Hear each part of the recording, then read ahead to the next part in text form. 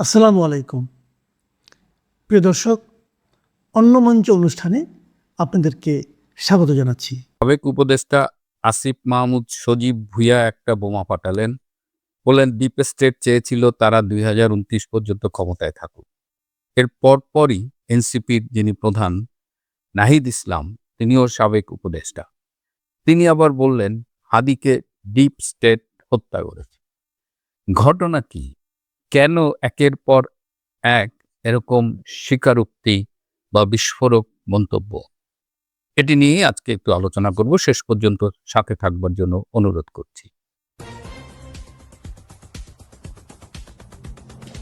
আসসালামু আলাইকুম এবং আদাব।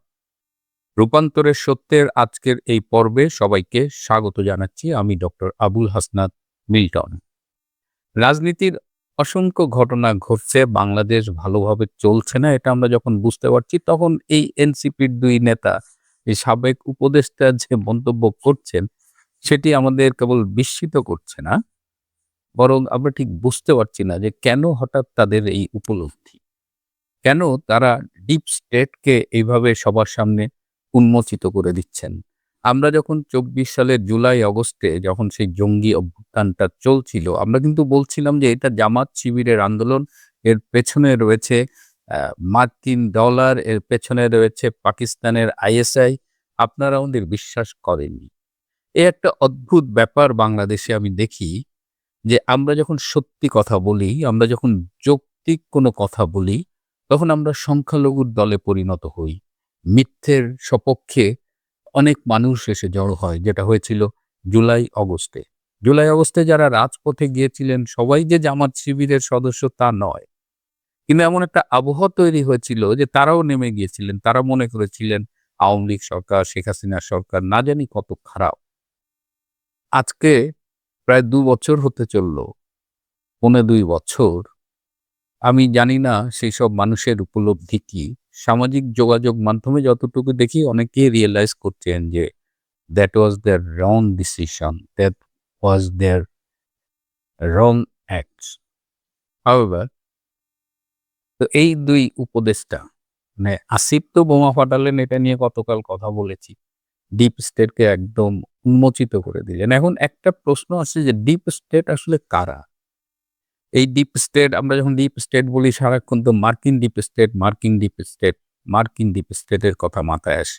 তাহলে কি মার্কিন ডিপ স্টেটের একটা বাংলাদেশ শাখা আছে? বাংলাদেশে কি একটা ডিপ স্টেট আছে? আমি অনেককে জিজ্ঞেস করেছি, আমি কোনো স্পেসিফিক আনসার পাইনি। সো এটা আসিফ, নাহিদ এরা আরো স্পেসিফিক বলতে পারবে। কিন্তু আমরা দেখেছি যে জুলাইয়ের আগে, বিশেষ করে ২০১৮ পরে যে মুভমেন্ট গুলো হয়েছে, তখন আ কিছু লোক কিছু সংগঠনের ব্যানারে নিয়মিত সেমিনার করতেন। তারা আবার নিয়মিত 'প্রথম আলো', 'ডেইলি স্টারে' কলাম লিখতেন এবং এরা কিন্তু সব একই ভাষায় একইভাবে কথা বলতেন। এদের একটাই টার্গেট ছিল শেখ হাসিনা খারাপ, এবং তারা শেখ হাসিনাকে সরানোর জন্য একটা বিশাল কাজ শুরু করেছিলেন এবং এর পেছনে কিন্তু একটা বড় রকমের ফান্ডিং আসতো মার্কিন যুক্তরাষ্ট্র থেকে। আমি গতকাল একটা লিস্ট পেয়েছি, সেখানে একদম কোন প্রজেক্টে মার্কিন যুক্তরাষ্ট্রের কোন প্রতিষ্ঠানের পক্ষ থেকে কত ডলার দেওয়া হয়েছে। এগুলো সবই ছিল প্রজেক্টের খেলা। কিন্তু এই প্রজেক্টের আন্ডারে যে হিডেন এজেন্ডাটা ছিল, সেটা হলো শেখ হাসিনাকে সরাতে হবে। শেখ হাসিনার প্রধান অপরাধ, শেখ হাসিনা বাংলাদেশ প্রেমী। শেখ হাসিনা বাংলাদেশের স্বার্থে ভারত বলেন, আমেরিকা বলেন, কারো সাথেই কোনো আপোস করতে রাজি না। সুতরাং বাংলাদেশে, বিশেষ করে এই সেন্ট মার্টিন দ্বীপ বলেন, কক্সবাজার বলেন, মিয়ানমার বাংলাদেশ সীমান্ত বলেন, আরাকান আর্মিকে সাপোর্ট করা বলেন, এই সবকিছু, চিটাগাং পোর্টের দখল নিতে চাইলে যাই বলেন, সবকিছুর প্রধান অন্তরায় ছিল শেখ হাসিনা। হ্যাঁ? শেখ হাসিনা দেশের স্বার্থ বিক্রি করে নিজে ক্ষমতায় থাকতে চান এবং এগুলো তিনি বলে গেছেন। তিনি বলেছেন, "আমরা বিশ্বাস করিনি। আমরা দুর্বৃত্তকে বিশ্বাস করেছিলাম। আমরা প্রতারককে বিশ্বাস করেছিলাম। আমরা ছলনাময়ীদের বিশ্বাস করেছিলাম।" তার পরিণতি কি হতে পারে সেটা ১৮ মাসে ডক্টর ইউনূস দেখিয়েছে। একজন বিশ্ব বাটপার, যিনি শান্তিতে নোবেল পেয়ে দেশটাকে অশান্তিতে ভরে দিয়েছিলেন। এবং ২০০৬ সালে ডক্টর ইউনূসকে নোবেল দেওয়া হয়েছিল বাংলাদেশকে মাথায় রেখে এবং ২০০৭ সালেই তাকে ক্ষমতায় আনার জন্য প্রাথমিক পরিকল্পনাটা করা হয়েছিল। কিন্তু সেবার তিনি ওই ২ বছরের ক্ষমতা হবে না, ১০ বছরের ক্ষমতা চাই। আল্টিমেটলি তিনি হননি। কিন্তু তিনি বেঁচে আছেন। ৮৬ বছর হয়ে গেছে তার। তিনি ক্ষমতা নিয়ে বাংলাদেশের হো-মা সাড়া করে দিয়ে এখন তিনি আবার গার্লফ্রেন্ড নিয়ে জাপান গেছেন। ঘুরে বেড়াবেন, মোজ করবেন, সরকারি নিরাপত্তায় থাকবেন। কিন্তু আমাদের এই বাচ্চা উপদেষ্টা ২ টা এরা কেন এই সরল স্বীকারোক্তি দিচ্ছেন? সেটা নিয়ে যখন আমি ভাবছি আমার কাছে কয়েকটা ব্যাখ্যা মাথায় এসেছে। তার মধ্যে একটা হলো যে নিশ্চয়ই আবার নতুন করে কোনো ঘোট পাকাচ্ছে। না হলে কেন তারা এটা এভাবে বলবে? এখন ডিপ স্টেট যাদের পক্ষ থেকে এরা মাঠে নেমেছিল, যাদের ভাড়াটে হিসেবে এরা খেটেছিল, এই ডিপ স্টেট আসলে এত সুদূর প্রসারী এবং গভীরভাবে ষড়যন্ত্রগুলো করে, এগুলো আমার আপনার পক্ষে ভাবা সম্ভব না। আমরা হয়তো কিছু আ ক্লু দিতে পারি। যেমন এখন আমি বলতে পারি যে এরা যেহেতু এই বিষয়গুলো বলছে নিশ্চয়ই এদের নতুন কোনো ধান্দা আছে। কিন্তু স্পেসিফিক আবার কি ষড়যন্ত্র করছে সেটা কিন্তু আমরা খুব সুনির্দিষ্ট করে বলতে পারব না। হয়তো বলব যে নতুন সরকারটা আসছে, তারেক রহমান তার প্রতি নতুন করে চ্যালেঞ্জ ছুড়ে দিচ্ছে। তারা সরকার বিরোধী আন্দোলন করবার জন্য কোনো আ ইস্যু খুঁজতেছে বা পথ খুঁজতেছে। সেখানে আবার তারা দেশি বিদেশি ডিপ স্টেটের সমর্থন চাচ্ছে। এটা হইতে পারে। সো এটা হলো ১ম সম্ভাবনা যে there is something being cooked up, মানে কোথাও কোনো একটা কিছু তৈরি হচ্ছে আমাদের সবার অন্তরালে। ২য় হতে পারে যে আসলে এগুলো তাদের immaturity। এই যে ছেলেগুলা, এগুলো হলে ছাত্রলীগের লুঙ্গির তলায় থাকতো। কেউ কোনো গোপন পরিচয়ে থাকতো। এদের তো কেউ চিনতও না। তো এরা যখন এত বড় একটা ষড়যন্ত্রের পার্ট হিসেবে দায়িত্ব পেল এবং প্রায় অকল্পনীয়ভাবে তারা আগের সরকারকে দেশ থেকে সরিয়ে নিজেরা ক্ষমতার জোর দখল করলো, তখন আর তাদের ঠিক যে আপনি মানে না, হ্যাঁ? গায়ে মোড়ল বা এরকম কি যেন একটা আছে না? তো এরা আসলে ঠিক বুঝতে পারছে না। এরা সব এর আগে হাসিব নামে একজন সাবেক সমন্বয়ক তিনি বলেছিলেন যে, তারা বিপ্লবের স্বার্থে মেট্রো রেল ভেঙেছেন, পুলিশ হত্যা করেছেন। হ্যাঁ? এগুলো না করলে নাকি বিপ্লব সফল হতো না। কিন্তু এই যে স্বীকারোক্তি দিয়ে একটা ডকুমেন্ট রেখে দিলেন, এটা আজ হোক কাল হোক, এই স্বীকারোক্তির ভিত্তিতেই কিন্তু এই সমন্বয়কদেরই বিচারের মুখোমুখি দাঁড়াতে হবে। কিন্তু ওই যে immature বলে দিয়েছেন। এই immaturity-র এটা একটা কারণ হতে পারে। আরেকটা কারণ হতে পারে যে প্রচন্ড হতাশা থেকে তারা এগুলো বলছেন। যে তারা তো ২০২৪ জুলাই আগস্টের এই জঙ্গি অভ্যুত্থানের পরে তারা তো ন্যাশনালি একটা হিরো হিসেবে আবির্ভূত হয়েছিলেন। কাক যেমন ময়ূর পুচ্ছ লাগালেই ময়ূর হয়ে যায় না? তো এই স আপাত দৃষ্টিতে হিরোগুলো কিন্তু অচিরেই স্বরূপে আবির্ভূত হয়েছেন। তাদের সামনে একটা সুযোগ এসেছিল। বাংলাদেশের যতটুকু পরিবর্তন প্রয়োজন আমরা চাই, মানুষ প্রত্যাশা করেছিল সেটি করার। কিন্তু তারা কি করেছে? তারা মব সন্ত্রাস কায়েম করেছে। তারা অর্থনৈতিকভাবে প্রচন্ড অসৎ ছিল। তারা যারা হোস্টেলে ঠিকমতো খাইতে পারত না, কোনোমতে পাতলা ডাল, একটু মাংস, সবজি দিয়ে ভাত খাইতো, তারা একেকজন এখন শত কোটি টাকার মালিক। এই যে আসিফ ভুঁইয়া বলেন, নাহিদ ইসলাম বলেন, সক্রেটিস মাহফুজ বলেন, হাসনাত আব্দুল্লাহ বলেন, সার্জিস বলেন, এরা সব শত কোটি টাকা কামাই করেছে। এরা আমাদের সংস্কারের কথা বলেছে, স্বপ্নের কথা বলেছে, পরিবর্তনের কথা বলেছে। হ্যাঁ? শেখ হাসিনার কত দোষ। শেখ হাসিনা তো এদের তুলনায় সহস্র গুণ ভালো। যদি কম্পেয়ার করতেই হয়, কম্পেয়ার আসলে হয় না। আপেলের সাথে তো আর মাকাল ফলের কম্পেয়ার হয় না। তো এখন তারা এখন তাদের যে পতন ঘটেছে, তারা যে ছাত্র জনতার কাছে আর গ্রহণযোগ্য কেউ নেই। তাদের এখন জামাতের সি টিম অরিজিনালি সেই জামাতের সাথে জোট বেঁধে অ্যা ভুয়া ভোটে, সন্ধ্যার ভোটে, এমনকি হেরে যাওয়ার পরেও জোর করে তাদের এমপি হতে হয়। তো তারা এটা হয়তো মানতে পারতেছে না। কিন্তু তাদের অবস্থানটা দেশবাসীর কাছে ক্লিয়ার। তাদের এখন আর প্রয়োজন নেই। ডিপ স্টেট কি তাদের উপর আর বিশ্বাস করে? ডিপ স্টেট তো তাদের ব্যবহার করে ছুঁড়ে ফেলেছে। আমার এক বড় ভাই চমৎকার একটা উদাহরণ দিয়েছে। এটা বলতে একটু সংকোচ হচ্ছিল, কিন্তু আমার কাছে মনে হচ্ছে যে আমাদের প্রোগ্রাম যারা শোনেন সবাই আমরা অ্যাডাল্ট। হ্যাঁ? কন্ডোম ব্যবহারের পরে ছুঁড়ে ফেলতে হয়। তো এইসব সমন্বয়ক, মায়ে খাদানো, বাপে তাড়ানো, এই টোকাই সমন্বয়কগুলো আসলে কন্ডোমের মতো। এরা ডিপ স্টেটকে চেনে না। বাংলাদেশে ১৯৭৫ সালে বঙ্গবন্ধু হত্যায় অনেককে ব্যবহার করা হয়েছিল। তার মধ্যে একজন ছিল আওয়ামী লীগেরই নেতা, বঙ্গবন্ধুর খুব ঘনিষ্ঠ খন্দকার মোস্তাক হোসেন। সে মোস্তাক কিন্তু বছরের পর বছর জেল খেটেছে ৭৫ এর পরে। ৮১ দিনের মাথায় তাকে ছুঁড়ে ফেলে দেওয়া হয়েছে। তো এরকম রাজনীতিতে ব্যবহৃত হওয়ার পরে কন্ডোমের মতো যে নিক্ষিপ্ত হয়েছে, এটা নতুন কিছু না। তো এই আসিফ, নাহিদ বা যারা আজকে মনে করছে যে একসময় ন্যাশনাল হিরো ছিলাম, এখন কি হলো? তোমরা বাবা কন্ডোমের পরিণতি আজকে ভোগ করতেছো। Nothing new. বাংলাদেশে যে সর্বনাশটা হয়েছে, একদিন না একদিন ডেফিনিটলি এর থেকে আমাদের উত্তরণ হবে, এবং সেটা আমরা চাই যে খুব বেশি দেরি যেন না হয়। বাংলাদেশ অলরেডি অনেক পিছিয়ে গেছে। কেউ বলে ৫০ বছর, কেউ বলে ১০০ বছর।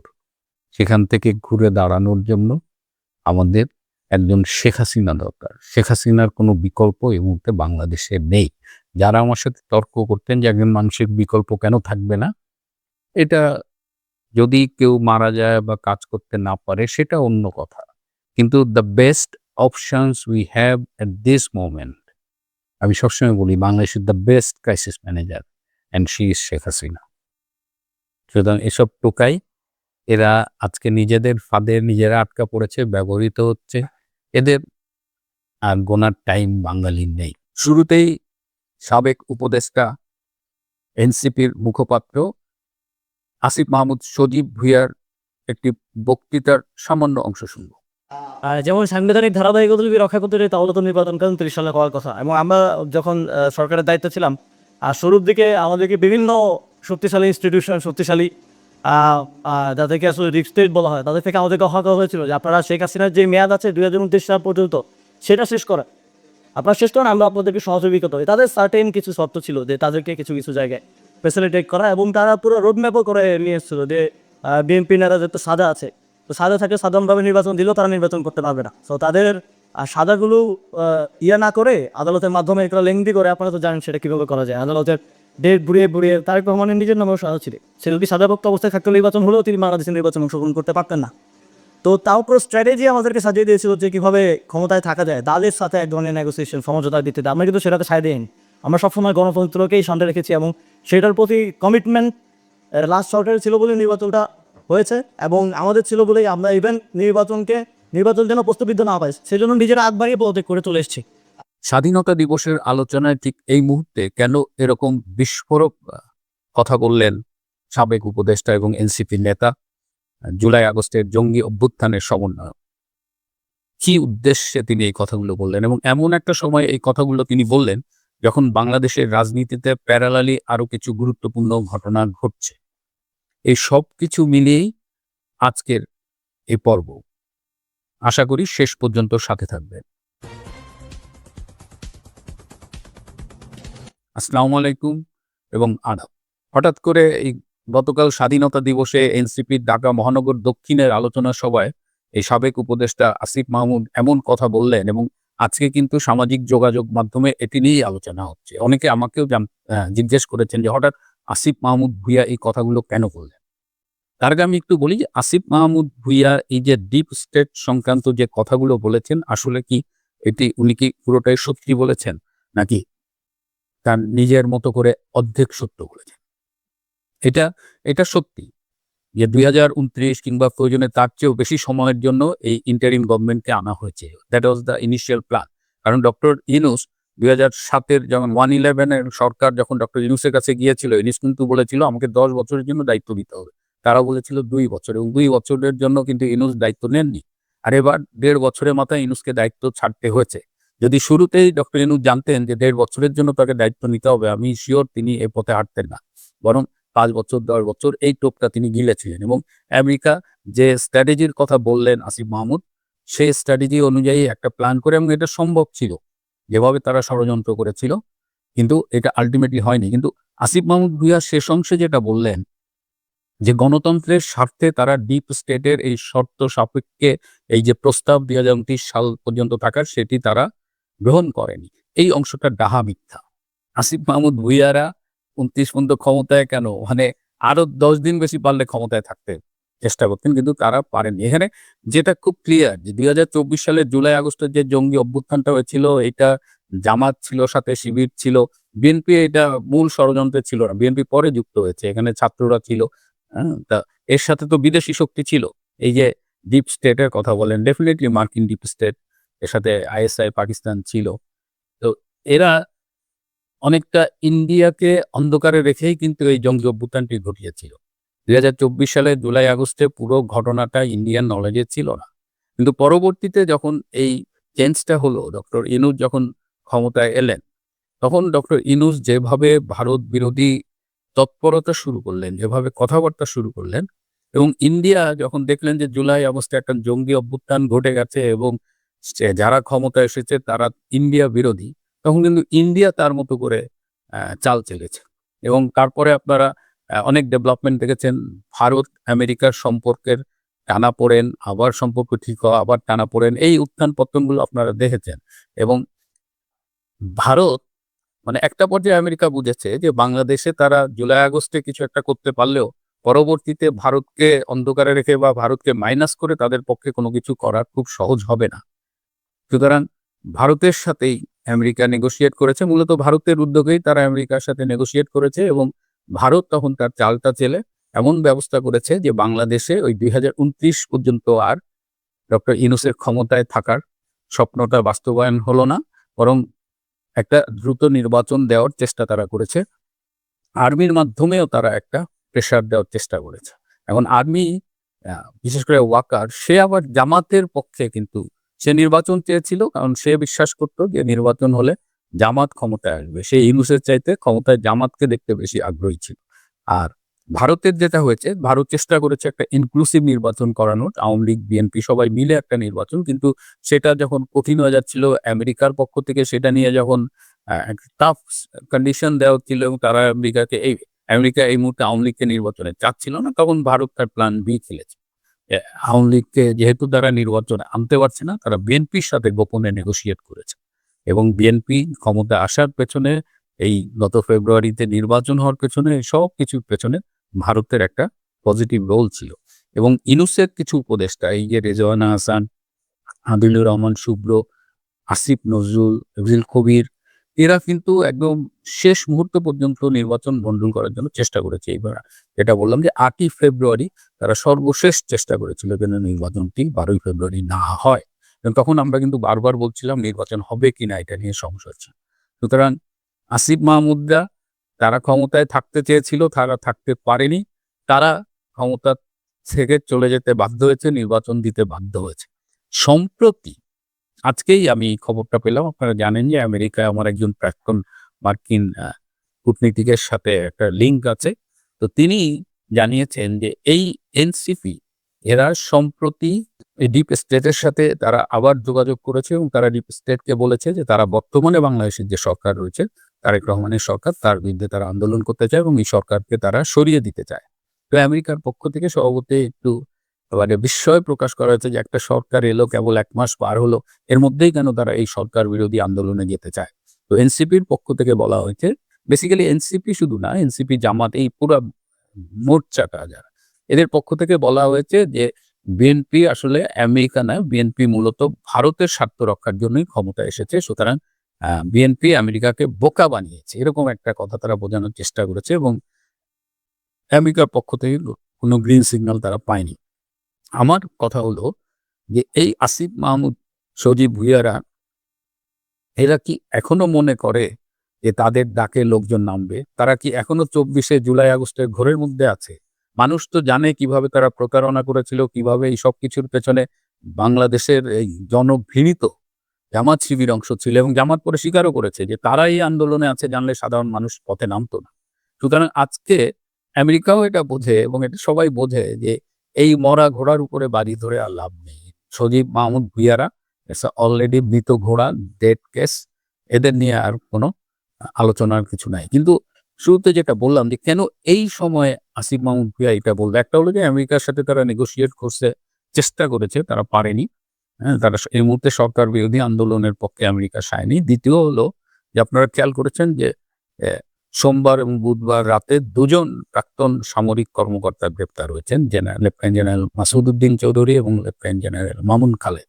দুইজনই কিন্তু প্রভাবশালী সেনা কর্মকর্তা ছিলেন এবং তাদের অনেক ফলোয়ার কিন্তু বাংলাদেশ আর্মিতে আছে এবং দেশে বিদেশে তারা হাইলি কানেক্টেড। তো এরকম দুইজন সেনা কর্মকর্তাকে কেন গ্রেপ্তার করা হলো? যতদূর জেনেছি যে তারেক রহমানের কিন্তু ইনিশিয়াল প্রায়োরিটির মধ্যে এই 111-এ কারা ছিলেন বা এই মাসুদ চৌধুরী, এই মামুন খালেদ এদের গ্রেপ্তার করার বিষয়গুলো ছিল না। কিন্তু আর্মির ভেতর থেকে একটা অংশ ইনক্লুডিং জেনারেল ওয়াকার খান, তারা কিন্তু তারেক রহমানকে অনেকটা প্রভাবিত করেছে এবং তারা তারেক রহমানকে ফুসলাইছে রীতিমতো যে এই সেনা কর্মকর্তাদের গ্রেপ্তার করা হোক। 111-এর কথা বলা হয়েছে, এসব বলা হয়েছে। এর মধ্য দিয়ে ওয়াকার কিন্তু আবার সেই তার অরিজিনাল গেমটা খেলতেছে। এই গ্রেপ্তারের মধ্য দিয়ে তারেক রহমানকে একটা অনাবশ্যক চ্যালেঞ্জের মুখে দাঁড় করিয়ে দিলেন এই ওয়াকার এবং এই সেনাবাহিনীর এই অংশটা, যারা তারেককে প্রভাবিত করেছে এই গ্রেপ্তারের পক্ষে। এর মধ্য দিয়ে তারেক একটা চ্যালেঞ্জে আসবে, ওদিকে এনসিপি জামাতকে দিয়ে আবার তারেকের এগেনস্টে একটা আন্দোলন দানা বাঁধার চেষ্টা করা হবে। সব মিলিয়ে তারেকের জন্য কিন্তু আগামী দিনগুলো খুব কঠিন করে তোলা হচ্ছে। এই যে একটা রাজনীতির খেলা চলছে, তারেক রহমান কি তাহলে একটা বড় ফাঁদে আটকা পড়তে যাচ্ছেন? তারেক রহমান কিন্তু আমার মনে হয় না যে খুব ভালো হ্যান্ডেল করতে পারছেন। তিনি অনেক নৌকায় পা রেখে রীতিমতো লেদায় ফেলতেছে সবকিছু। আর পাশাপাশি তো বিশ্ব রাজনীতি, বিশ্ব অর্থনীতির অবস্থাটা আপনারা দেখছেন। একটা ব্যাপক ক্রাইসিসের মধ্যে বাংলাদেশ অলরেডি পড়ে গেছে। পলিটিক্যাল ক্রাইসিস, এর বাইরে ওভারঅল একটা ক্রাইসিস এবং বাংলাদেশের সবচেয়ে efficient, the best crisis manager যিনি ছিলেন শেখ হাসিনা, তিনি নেই। সুতরাং এই ক্রাইসিসে বাংলাদেশকে কিভাবে উদ্ধার করবেন তারেক রহমান, সেটা নিয়ে কিন্তু মানুষের মধ্যে অলরেডি আলোচনা শুরু হয়ে গেছে এবং তারেক রহমান কি আদৌ পারবেন? পাশাপাশি তাকে তো ফাঁদে আটকানোর জন্য নানামুখী তৎপরতা তার চারিপাশেই চলছে। প্রিয় বন্ধুরা, আজ এ পর্যন্তই। ভালো থাকবেন, সুস্থ থাকবেন। তার চেয়ে জরুরি হলো